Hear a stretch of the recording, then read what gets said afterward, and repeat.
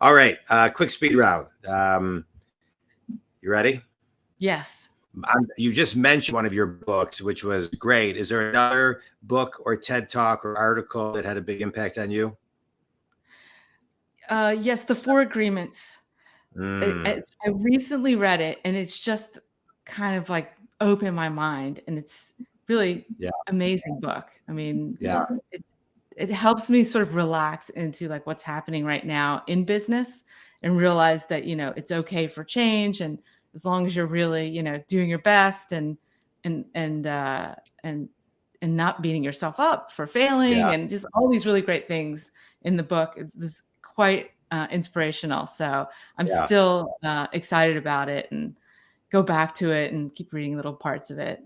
Yeah, I love that book. I've read it about 6 times, and every time I read it, it's at a different phase of my life, and it's as if I never even read it before. It's kind of it's an odd experience, but I love that book. I love that book. You mentioned earlier about your mentor, but another piece of wisdom that had a big impact on you? Well, there was when I was very young, someone had suggested to me that it might be better if I'm more authentic about who I am, because I tend to be kind of a quirky person.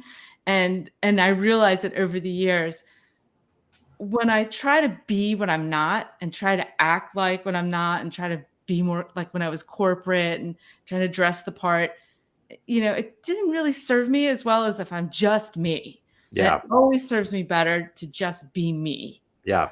So that was a great bit of advice. And then the other bit of advice, which I always try to pass on to other people, is there's no crying in t-shirts. Yeah. I like that. That's a good one. That's a good one. Great. I love that. Yeah. T-shirts are the greatest. All right. Let's, last question, Janet.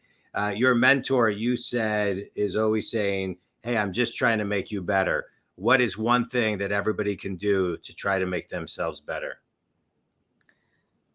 One thing. Well, I think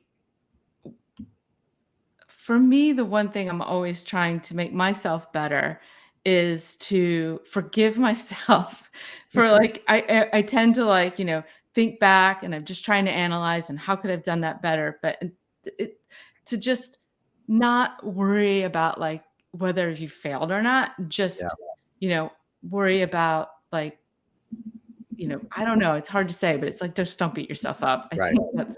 Yeah. The way I put that is there's no such thing as a failure, just only lessons.